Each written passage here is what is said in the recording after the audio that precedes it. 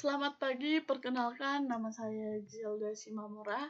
Di sini saya akan mempresentasikan suatu kejahatan yang sering dilakukan di Indonesia yang terambil dari mata kuliah Etika Profesi Teknologi Informasi dan Komunikasi atau disebut juga dengan FT.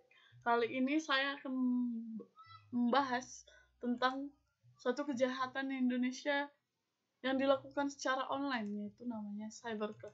Cybercrime adalah kejahatan di dunia maya dengan suatu tindakan ilegal yang dilakukan melalui jaringan komputer dengan media internet untuk mendapat keuntungan bagi si pengguna cybercrime dengan cara merugikan pihak lain, yaitu pengguna internet dan pengguna kartu-kartu lainnya yang biasa mereka hacking gitu atau mereka retas.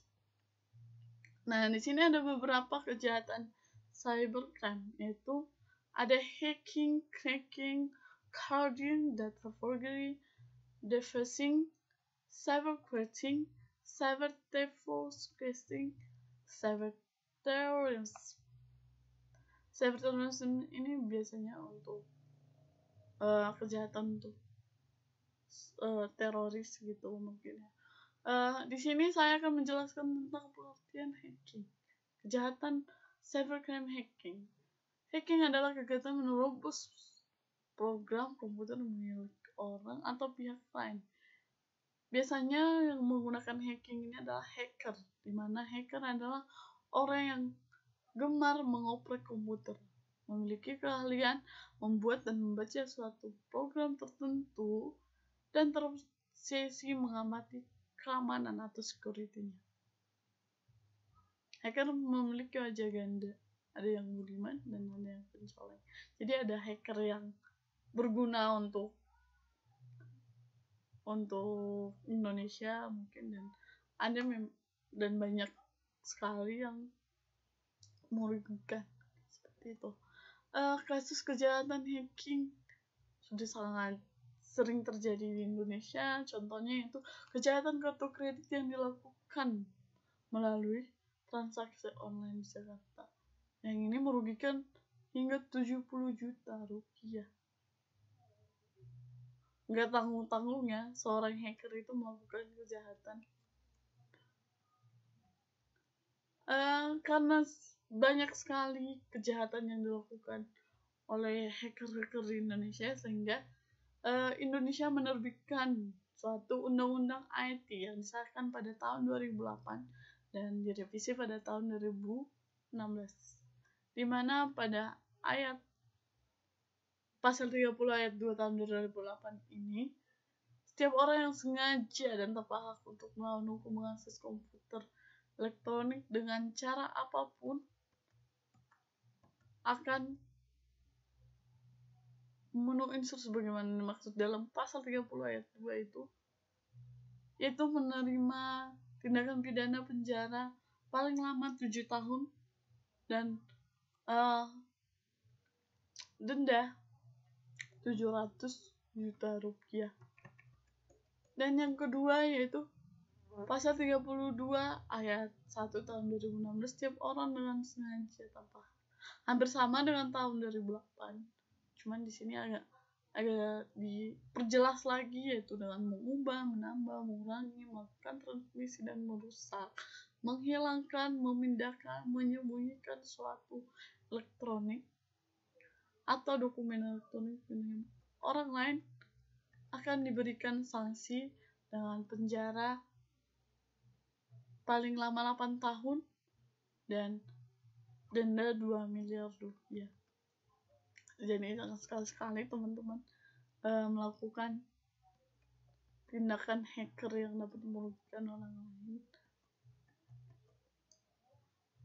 Dan ada juga UHT pada pasal 23 ayat 1 tahun 2008 tentang kejahatan pornografi, di mana orang mendistribusikan dan mentransmisikan dan membuat dapat diaksesnya sebuah informasi elektronik dan dokumen elektronik yang memiliki muatan dan melanggar kesusilaan.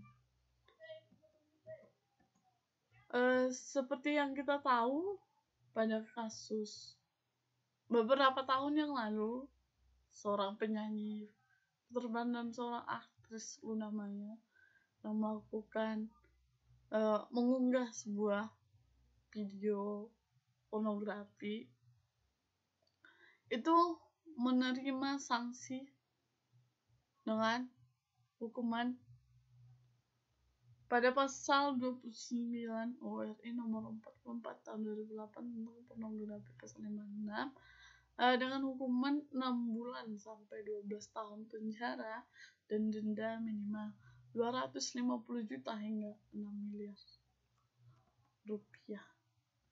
Motif terjadinya suatu kejahatan cybercrime ini adalah motif intelektual, yaitu kejahatan yang dilakukan hanya untuk kepuasan pribadi dan menunjukkan bahwa dirinya telah mampu untuk merekayasa, atau dia merasa puas kalau dirinya itu membuat suatu kejahatan kayak gitu. Yang berikutnya adalah motif ekonomi, politik, dan kriminal.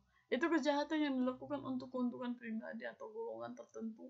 Biasanya juga kejahatan ini bisa dilakukan oleh kelompok orang, dimana mereka memiliki tujuan yang dapat berdampak besar. Kejahatan dengan motif ini pada umumnya dilakukan oleh sebuah korporasi.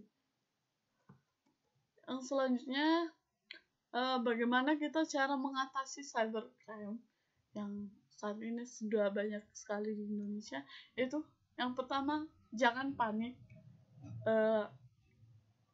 Kita bisa menghubungi pihak bank jika kartu kita sudah diretas oleh mereka, dan kita menghubungi secara cepat pihak bank atau merchant di mana mereka bisa memblokir kartu yang diretas oleh hacker, menunggu tindakan dari pihak bank dan merchant, menggunakan kata sandi yang tidak familiar.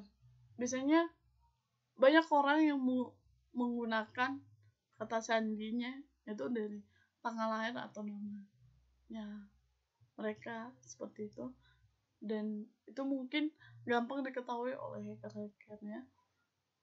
Dan yang paling penting adalah tidak memberitahu kata sandi ke orang lain. Di sini dapat mengunjungi blog saya di gisel200.blogspot.com. Sekian presentasi dari saya, semoga bermanfaat. Terima kasih.